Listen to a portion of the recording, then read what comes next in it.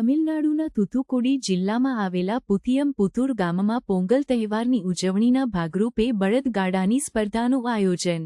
દોડમાં ગામના યુવાનો અને ખેડૂતોએ ભાગ લીધો, જેમણે પોતાના બળદોને દોડમાં ઉતારીને પ્રાચીન પરંપરાને જીવંત બનાવ્યું. આ સ્પર્ધા સ્થાનિક લોકો માટે આનંદ અને ઉત્સાહનો સ્ત્રોત બની રહી છે. બળદગાડાની આ દોડ પરંપરાગત રીતે પોંગલ તહેવાર સાથે જોડાયેલ છે, જે તામિલ લોકો માટે મહત્વપૂર્ણ તહેવાર છે. આ તહેવાર ખેતી અને પશુપાલન સાથે સંકળાયેલા લોકો માટે આભાર અને સન્માન દર્શાવવાનો અવસર છે.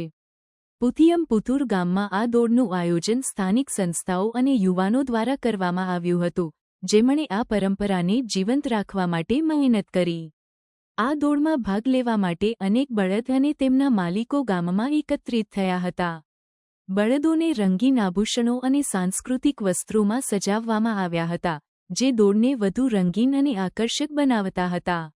સ્થાનિક લોકો અને પ્રવાસીઓએ આ દોડને જોઈને આનંદ અનુભવ્યો અને પોંગલ તહેવારની ઉજવણીમાં જોડાયા. આ બળદગાડાની દોડ માત્ર એક રમતો નથી, પરંતુ તે તમિલની સંસ્કૃતિ અને પરંપરાને જીવંત રાખવાની એક રીત છે. આ દોડ દ્વારા યુવાનોને પરંપરાઓ સાથે જોડાવાનો અવસર મળે છે અને સમુદાયમાં એકતા અને ભાઈચારાનો ભાવ પ્રગટ થાય છે. આ રીતે પુથિયમપુથુર ગામમાં યોજાયેલી આ બળદગાડાની સ્પર્ધા પોંગલ તહેવારની ઉજવણીનો મહત્વપૂર્ણ ભાગ બની રહી છે.